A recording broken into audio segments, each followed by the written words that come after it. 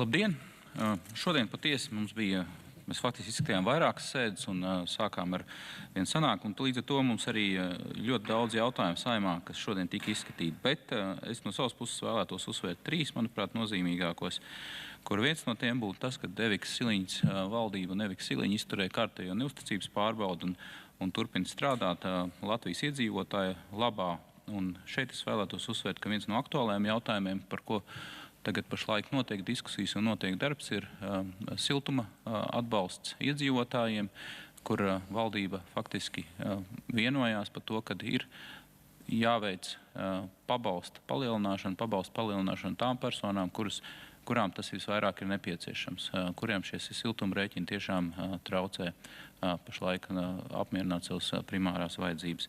Un tur notiek darbs un sadarbībā Labklājības ministrija tiek izstrādāts arī pabalstu pārskatīšanas risinājums, lai šajā apkurses sezonā palīdzētu Latvijas iedzīvotājiem.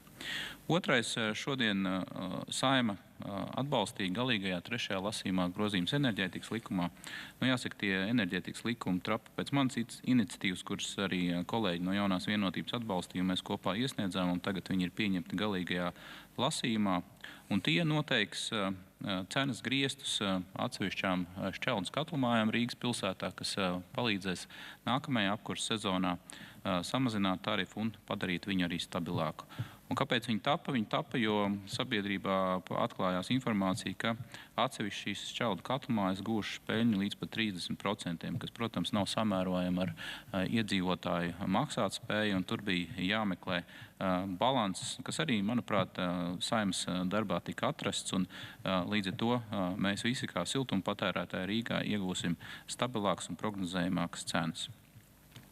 Un gal galā šodien Saeimas sēde noslēdzās ar, manuprāt, svarīgu deklarāciju no Saeimas puses par to, ka Saeima atbalsta Ukrainas sportistus, kuri godina cīņās par savu brīvību tik kritušos biedrus, un tas ir tapis kā reakcija uz šodienas Starptautiskās olimpiskās komitejas lēmumu faktiski diskvalificēt vienu no skeletonu sportistiem, Ukrainas skeletonu sportistus, jo viņš uz savas ķiveres bija uzlicis attēls ar saviem brīvības cīņās kritušajiem sportistiem.